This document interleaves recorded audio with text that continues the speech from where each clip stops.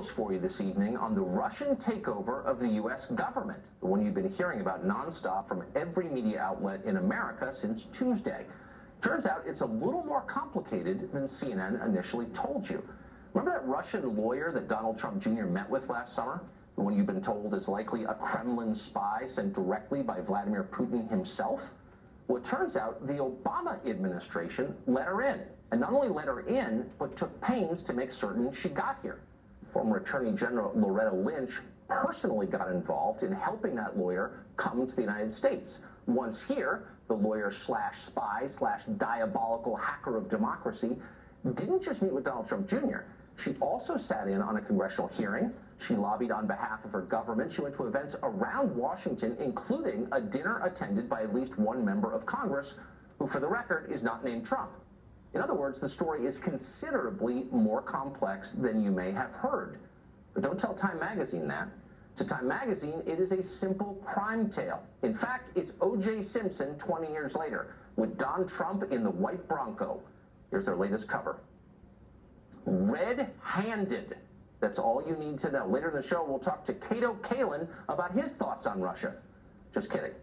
But here's the part that is not funny. Russia isn't just a partisan talking point in D.C. It's an actual country, a world power with massive energy reserves and a nuclear arsenal.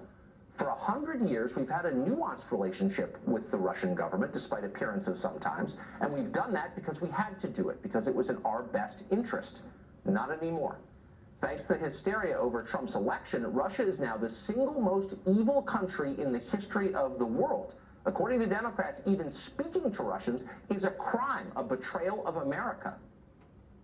The country that attacked us in the 2016 elections, you can't go into business with them. It is truly like, working with the Japanese after Pearl Harbor to, defend Hawaii. I'm questioning the patriotism of all of those Republicans who are allowing this president to side with Putin, to wrap his arms around Putin. Republicans in Congress have become enablers of the Trump-Russia assault on our democracy.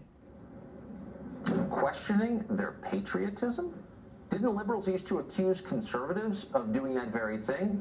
Remember? Until they started their own Red Scare and started doing it themselves. Since then, it has been a flat-out hyperbole contest, with the award going to the participant with the most florid and ludicrous analogies. Nazi comparisons, of course, usually win. He assassinates dissidents and journalists. He bombs women and children on purpose in Syria. He is as bad as Hitler. Okay, so a lot of otherwise sober people in Washington have completely lost their minds and are saying things they will hopefully cringe in embarrassment over later. But what's the cost of this hysteria to America right now? We still have a world to run. How much harder is this making it?